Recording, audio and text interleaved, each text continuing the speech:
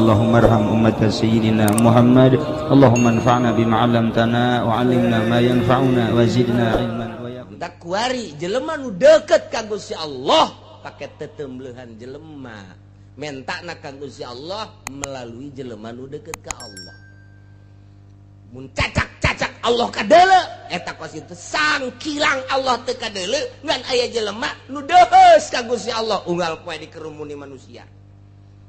Watuh mun Allah na kadeul wah geus moal kaburuna naon pokona mah neulekeun eta bae eta di hareupeun Allah pohara jasa eta teh tadi mun dikira-kirakeun pangeran kadeul wah atuh sapopoena jutaan manusia di hareupeun pangeran usul Gusti pan abdi mah dibere gering nu saurang usul deui di hareupeun apa abdi mah susah nu saurang di pan abdi mah teu naek-naek ieu pangkat nu saurang di pan abdi geus naek pangkat diturunkeun nu saurang di pan abdi mah teu jadi karyawan tetap nu saurang pan abdi jadi karyawan tetap deuk dikaluarkeun riweuh aduh mun pangeran aya misalna ngabungkeuleuk watuh jutaan manusia nu cak saurang pan abdi mah can laku can kawin-kawin anu saurang pan atuh abdi mah kawin ka karak hiji teu nyandung wah geus macem-macem watuh tak Allah mah teu kadeuleu ku urang teh lantaran mun kadeuleu mana teuing meureun riweuhna tetep moal tamah keur dikira-kirakeun cek ahli supi nyaritakeun seorang supi nu geus deukeut ka Gusti Allah cicing di mana bae pasti bae diudag-udag ku jelema geus didieup diudag-udag pindah kana sepi diudag keneh pindah ka leuweung diudag keneh pindah ka gunung diudag keneh bae.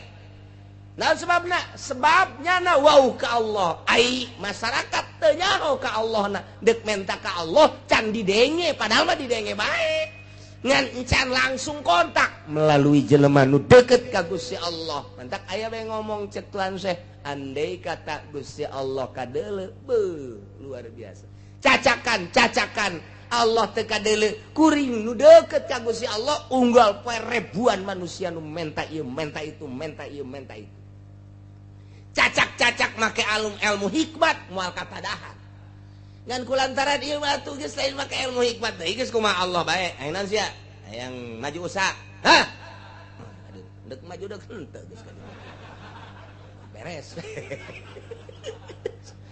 enak dia abdi can menang jodoh bae nah mangke bae tetangga ditu macem-macem ieu enak dia muriang makula nah diberecai ka ditu mah anu modar anu cager anu biasa bae atuh geus bae teh nganna pelampiasanana beak geus menta ka Gusti Allah melalui seseorang nu deukeut ka Gusti Allah Subhanahu wa ta'ala deres nu iman mah ieu budak ge datang budak Konghucu Katolik Kristen sarua nya ge berarti hati nurani namanya pamentakeun coba ka Tuhan kamu sebab Tuhan saya udah taat katanya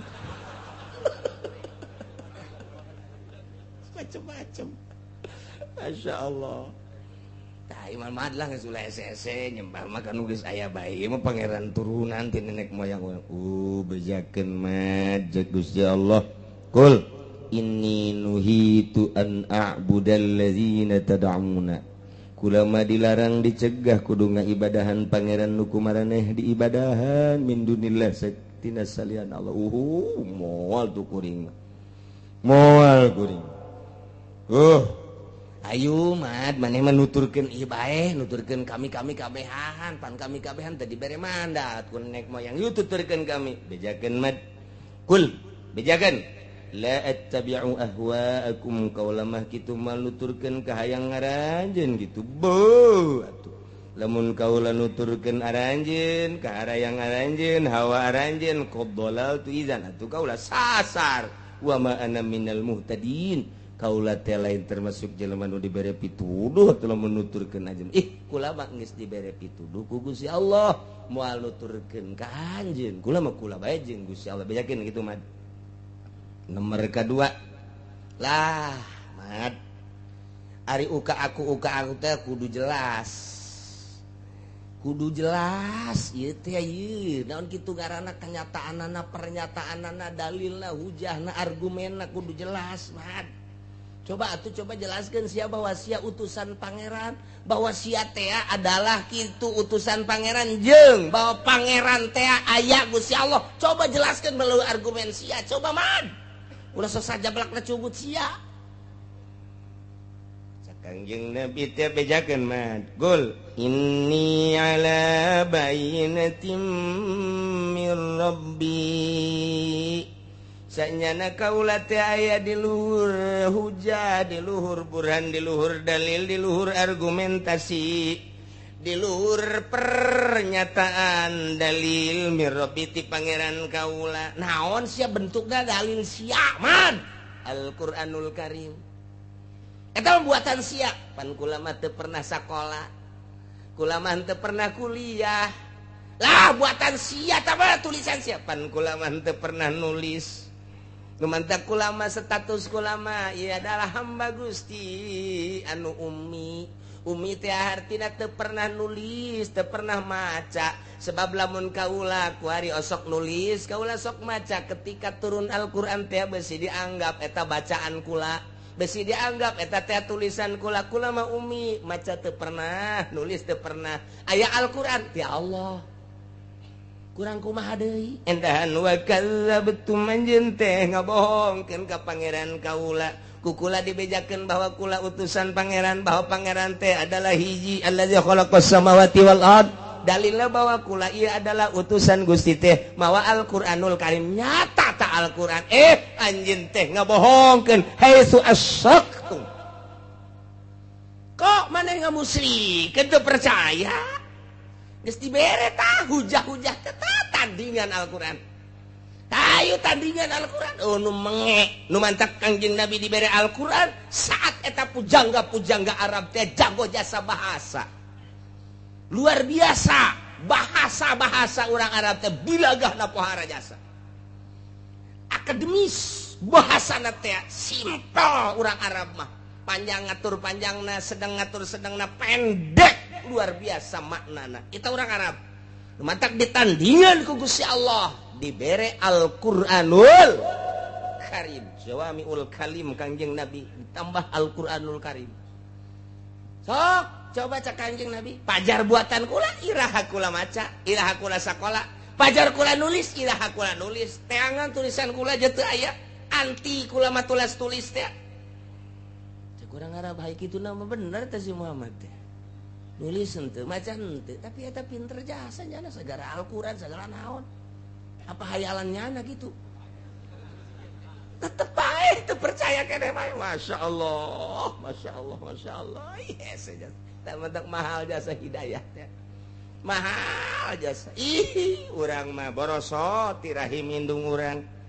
Gede ngaji terus ya kata tangga ngaji urang mah kata tangga henteu dituduh henteu dianterkeun ku indung bapak urang sugan tad pangurukankeun anak henteu datang sorangan balik sorangan mayar tilok gede sarua bae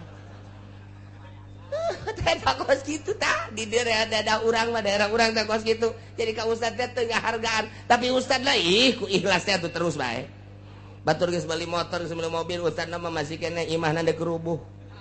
Padahal anak-anak sekeliling eta teh ngaji di dinya. Namun teu ngaji disarekan sia teu ngaji ka ditu. Henteu ngaji sia ka ditu. Padahal nganterkeun henteu nitah ka ditu menta nya ku ustad henteu. Tapi tetap nya teu ngaji mah ngomong. Ngaji atuh sia. Atuh abah bae ka dulur ngomong. Segala ka abah segala abah mah nonton TV bae. Anakna ngaji teu bisa datang ka bisa maca terus datang ka bisa maca Al-Qur'an terus tuh sia ngaji ka ditu tuh mingguan dititipkeun henteu ngaji bae datang tadinya tapi iman aya maha murah Allah maha jembar Allah maha segala-gala Allah budak teh ngatur wudu bisa salat bisa iman ka Gusti Allah bahwa Allah pangeran bahwa Kangjeng Nabi Muhammad teh utusan Allah teger ku ari mah tagar ku ari mah ka mana salat bae teh sia daek embung teu salat dibayar ku aing sia sabaraha bayaranna 2 juta salat naon ieu ulah salat zuhur sia boleh geus sakeuna teh dicokot duitna doang gampang kodo zuhur ieu Berarti geus saya ilmuwan teh budak teh. Artina kodokna aya ilmuwan, doraka mah doraka 2 juta meunang pan.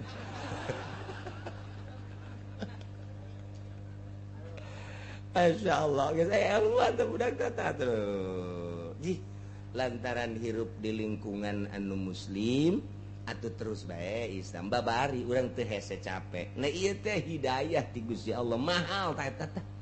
Mahal eta tah. Nah ieu di Indonesia mah geus hampir kos kitu tah mayoritas tah. Alhamdulillah lain alhamdulillah letik.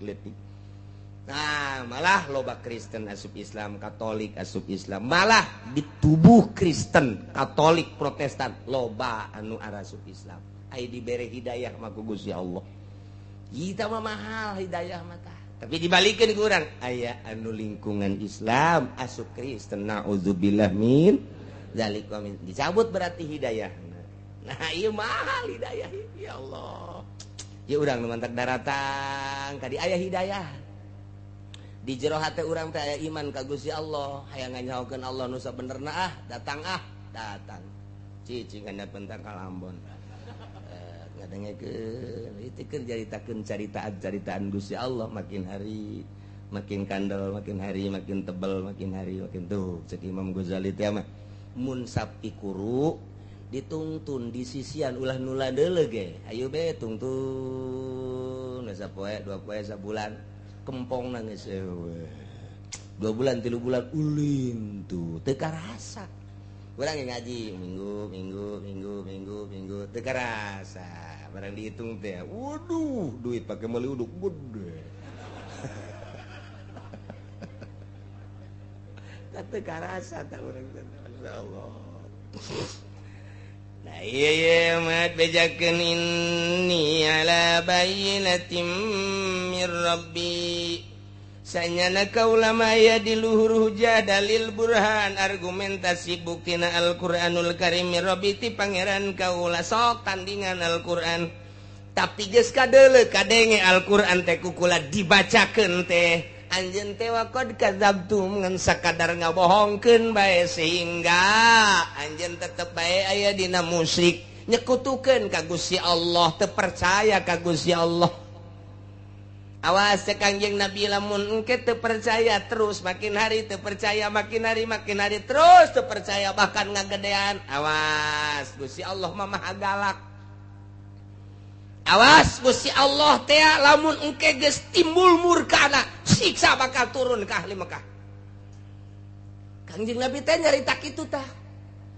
Ngomong deui Kangjeng Nabi dakwah, "Hai ahli Mekah, sing hade kaula adalah utusan Allah." Tanda kaula utusan Allah adalah diberi Al-Qur'anul Karim. Sing hade iman ka Gusti Allah, allazi khalaqas samawati wal ard. Iman ka kula bahwa kula adalah utusan Allah. Tanda bukti bahwa kula utusan Allah Al-Qur'anul Karim. Tah, lamun anjeun narurut kabeh wahai ahli Mekah, salamet dunia akhirat. Lamun teu nurut di akhirat disiksa, moal kudu di akhirat, di dunia keneh bakal disiksa. Awas. Cek urang Mekah teh eta si Muhammad terus-terusan ngomong kos kitu cangkeul euy mah ngadengena. Kamari mah ancaman ti sungut Muhammad teh ngan sakadar nita iman we ka pangeran nu teu kadeuleu. Tapi pada tuh kuari mah make jeung ngancam-ngancam sagala eta si Muhammad budak kamari. Ditangtangan ku urang Mekah deui. Muhammad, Allahumma in kana hadha huwal haqqu min indik fa'amtir alaina hijaratan minas sama'i aw itina bi'adzabin alim. Lamun omongan sia bener Muhammad, andai kata omongan sia bener, sok siksa aing, turunkan batu ti langit siksa. Atau aku berbagai siksa bae, dek angin tah, dek gempa tah, dek lini tah dan lain sebagainya. Sok benerkan omongan sia. Nang tangan jasa ahli Mekah. Masya Allah. Eta kurang kumaha tah. Kanjeng Nabi ngajak ti mimiti lelei lalaunan datang ke rada keras, datang ke keras, datang ke ngancam Kanjeng Nabi lantaran ku bangkawarah orang Mekah. Dileleyan mimitin aku Kanjeng Nabi teh sing hade ulah salah mangeranan maka Gusti Allah nu ngadamel langit serta eusina, langit bumi serta eusina anu urang bakal balik teh ka ditu lalaunan Kangjeng Nabi nyana tetep bae lah mad ulah loba omong segala pangeran teu kadeuleu hese nyembahna hese sujudna hese mentana hese maning kanu aya bae. Terus Kangjeng Nabi naik deui sing hadade ye pangeran teh hiji alladzi khalaqas samawati wal ja'ala zulumati wan nur tsumma alladzina kafaru bi rabbihim tapi kafir tetep bae makin keras Kangjeng Nabi keras awas lamun tetep bae teh iman ka Gusti Allah murka engke nurunkeun siksa bisa-bisa dihujanan batu cak Kangjeng Nabi mulai Kangjeng Nabi keras je cak urang mah kaman Aisyah edan jadi ngegedean kamari mah ku aing dianggap leng-leng doang ku ari mah Aisyah nanaonan sia geus disihir-sihir ku aing geus dianggap ahli teluh ku aing ku ari ngegedean edan sia degekeun ku ceuli sia mad Allahumma in kana hadza huwal haq lamun teh mah Muhammad bener soba Gusti famtir alaina hijaratan minas sama turunkeun coba ayeuna babatut ti langit nang tangan jasa ahli Mekah awitina bi'adzabin alim atawa kami siksa ku berbagai siksa kahayang pangeran sia Muhammad ambo tah menang sampai menang dope kabangi jeung Kangjeng Nabi mana siksa mad lo ngomong doang mana siksa mana aduh eta urang lamun geus dikitu-kitu pan nyeri jasa aduh Kangjeng Nabi teh padahal Kangjeng Nabi paman dititah ngomong gitu ku Gusti Allah pernah jadi pelecehan ya Kangjeng Nabi malayantiku anil hawa in huwa illa wahyun yuha mimiti lalaunan nang nita Allah naik setik nang nita Allah make ngancam nang nita Allah prakuari kapanggih deh mad mana siksa mana itu Kangjeng Nabi ngabalieur tetep bae itu siksa-siksa lain ti kula teman ti Gusti Allah bejakeun atuh ka pangeran sia bejakeun ayo mana aing geus tadah jasa ieu hayang geura turun batu widih teh si bangka warah jasa mah masyaallah Gusti Allah ya Allah eta baheula teh kos kitu teh baheula teh kafir Mekah kuari aya sesemperanana ka Cikupa ka Bojong ka ditu ke Belaraja ka Sepatan asal kemis teh diliwat ya Allah ya Rabbi urang Mekah ku tolol-tolol teh bahkan sababara kali kapangiman mad kadieu sia dek dakwah desan teu henteu sa pangeran sia muha Gusti Allah sia utusan Allah tanda sia bahwa utusan Allah Al-Qur'anul Karim lamun aing teu iman ka pangeran sia jeung ka sia siksa ayo ge turunkeun siksana geura turunkeun geura akur aing geus ngarobrol jeung kabehan teh hayang geura disiksa pada teh edas jas eta ngomong teh aduh masyaallah lalaunan nganyentug kana hate deg bae setruk bisa mun urang mah eta kos kitu ya Allah kumaha eta turun ayat ti Gusti Allah bejakeun mat ma indi ma tastajiluna bih inil hukmu illa lillah yaqussul haqqa wa huwa khairul fasilin. Wahai para ahli Mekah ku kaula diajak bener aranjeun kabeh teh mangeranan teh ulah salah titah ka Gusti Allah. Iman ka kaula bahwa kula teh Rasul Allah tanda bahwa kula ieu adalah Rasul Allah adalah Al-Qur'anul Karim di jero Al-Qur'an teh ieu komplit di berbagai masalah jeung hukum.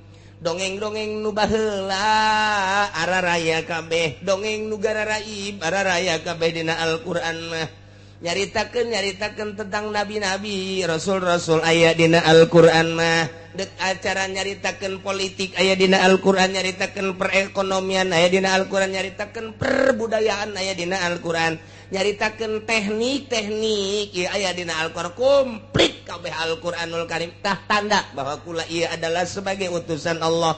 Kemudian anjeun ieu nang tangan kana siksa kuling mah nyaritakeun siksa sate ti Gusti Allah abe anjeun iman ka Gusti Allah cak Gusti Allah coba ancam bahwa ahli Mekah teh mun teu iman bakal diturunkan siksa kula mah lain ti kula ti Gusti Allah ajuk mana menita gegeran ku ari ma indi ma tastajiluna aya tetep dikuring mah siksa anu ku maneh dipenta gegeraan maneh menta gegeraan siksa kuring mah teu boga siksa nu boga siksa mah Gusti Allah inil hukmu teu aya hukum mah illa lillah kecuali Gusti Allah adapun deuk nyiksa deuk teu na mah kumaha Gusti Allah kulah mah kuring mah iya ngomong teh dakwah teh dititah ku Gusti Allah datang ka ngancamna ti Gusti Allah adapun maneh minta ka kaula ancaman jeung siksaan ma indi tasbatas tajula teu boga kuring mah teu boga siksa hanya nyampaikeun doang hayang gegeraan ti kuring teu boga inil hukmu illa lillah teu aya hukum kecuali Gusti Allah nyanggakeun sadaya-daya ka Gusti Allah yaqusul haqq Allah anu bakal nyaritakeun putusan-putusan bener putusan-putusan hak yakdi Allah nu bakal ngahukuman kana hukuman-hukuman anu bener wa huwa khairul hakimin Gusti Allah nu pang bagus-bagus anu ngahukuman guys urang tungguan meh ti Gusti Allah bakal dikumakeun ke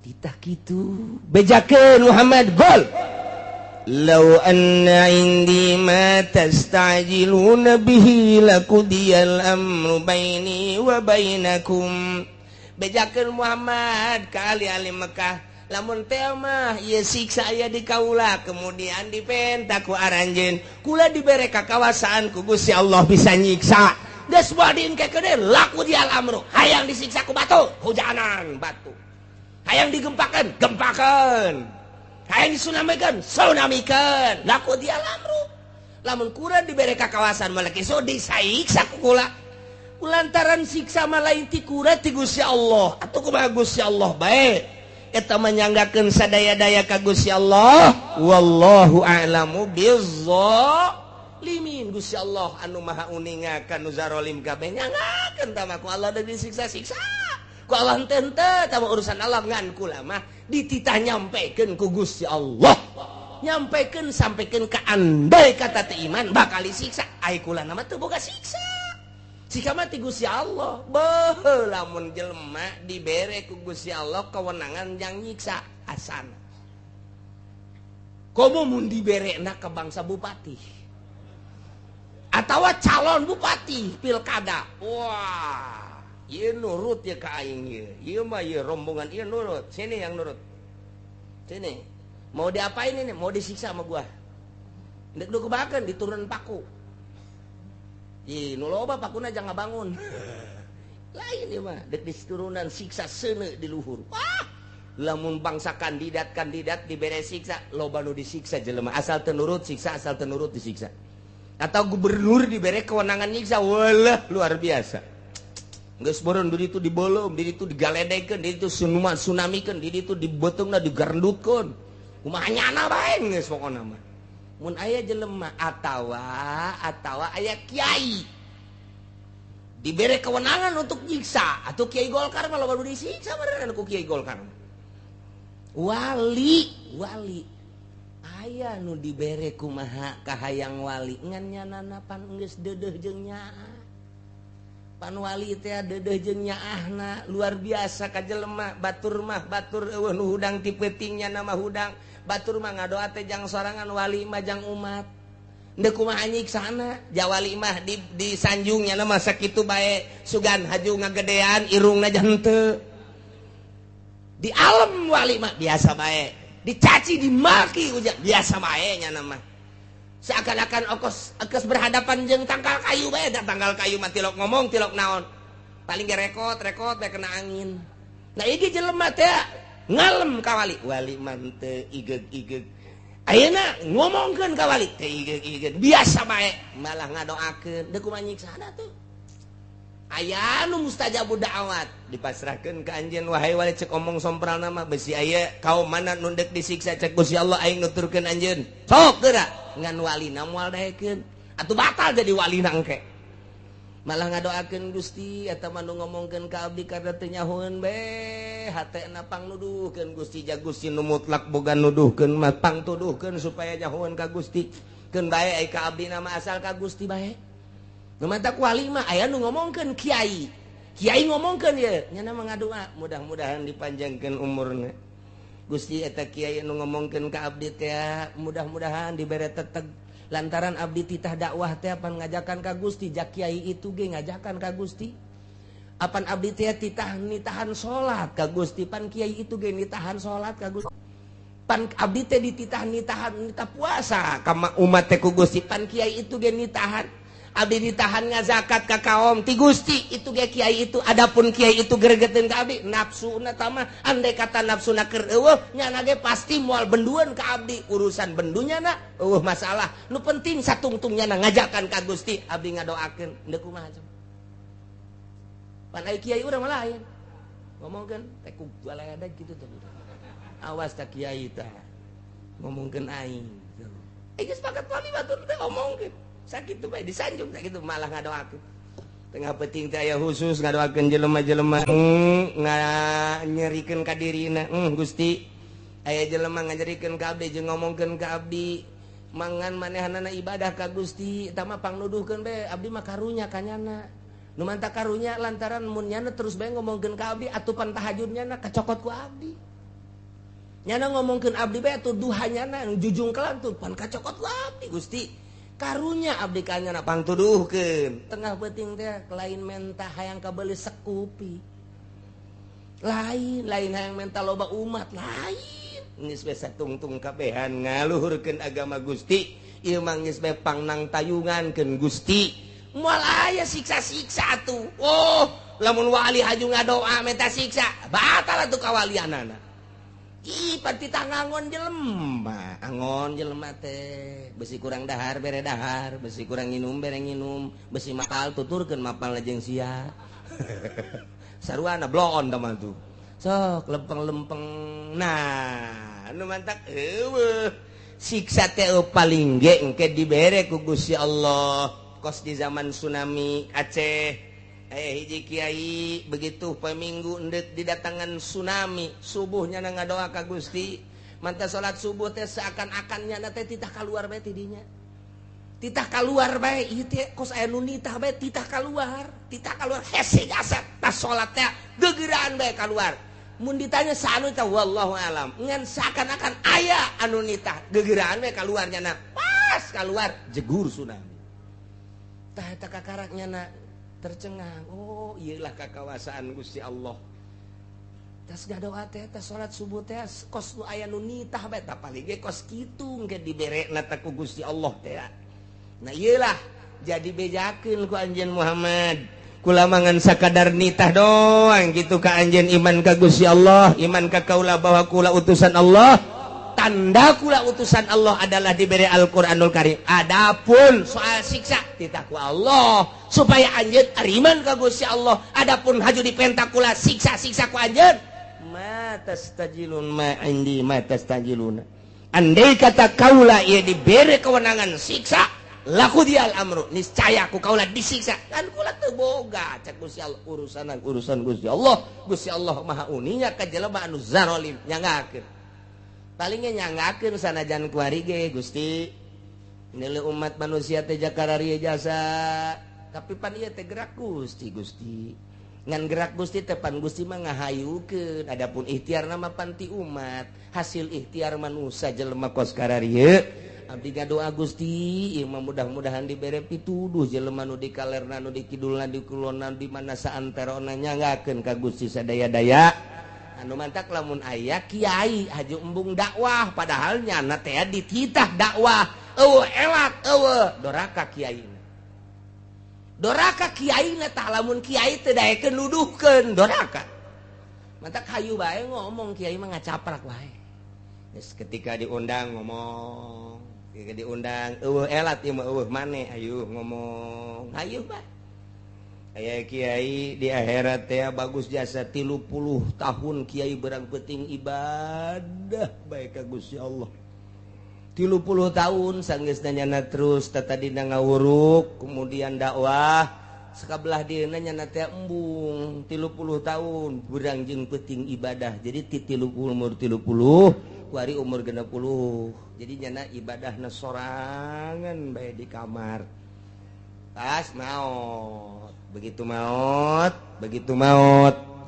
manehanana di jero kuburna disiksa bae yuk jangan ngadoa ka Gusti menta Gusti pan abdi kurang kumaha mimiti abdi ngaji kemudian abdi dakwah ka belah dieuna abdi teh ieu ibadah ka Gusti hayang ngabaguskeun diri abdi ka Gusti pan abdi atuh ieu disiksa cak Gusti Allah sia bisa ibadah ka batur di sisi sia tah aya jelema nu teu nyahoeun rukun wudu ku sia teu ditoel-toel di sisi sia belah ditu aya jelema nu teu nyahoeun rukun salat ku sia henteu dititah teu didakwahan di sisi sia belah ditu aya nu ngadahar riba ku sia teu ditoel-toel di sisi ditu aya nu zina teu nyahoeun ka hukum haramna zina ku sia teu didakwahan sia teh mementingkeun diri sendiri bae ka aing sedangkeun aing teh pan nyieun manusia teh jang khalifah sebagai khalifah teh pan kudu ngajakan nuduhkeun mana nu bener mana nu salah tah kulantaran sia pedulina jang diri sia doang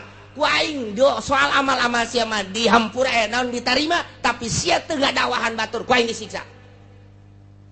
Masya Allah tah nu mantak waliullah teh nyieun tongtrong tata tongtrong teh tah saksi teh mantak ulah dieueukeun tah tongtrong sore isuk nongtrong sore isuk nongtrong sore isuk nongtrong poe minggu ditong tong tong tong tong tong tong tong tong tong tong tong tong tong nah engke lamun di sidang pan di akhirat begitu malaikat ndek nyiksa nanti dulu apa-apaan ini cak malaikat kamu mementingkan diri sendiri tiap pernah ngajak orang lain siapa bilang enak aja iya pernah mana tuh tulisan anak tongtrong tanya tongtrong mantak tongtrong dihadirkan siap iya bener jadi saksi abdi ngajakan naon si saksi naon abdi ngajakan masyarakat kumaha carana ditabuhan abdi ku kiai teh tas subuh nongtrong tas salat zuhur nongtrong tas salat asar nongtrong oh beda tongtrong jeung di desa lain deui di desa gaya tongtrong lain deui tah mah nongtrongan rangda tah mah lain deui deui tah mah baheula tah mah tongtrong di desa teh tongtrong baheula mah di desa kuari mah eueuh.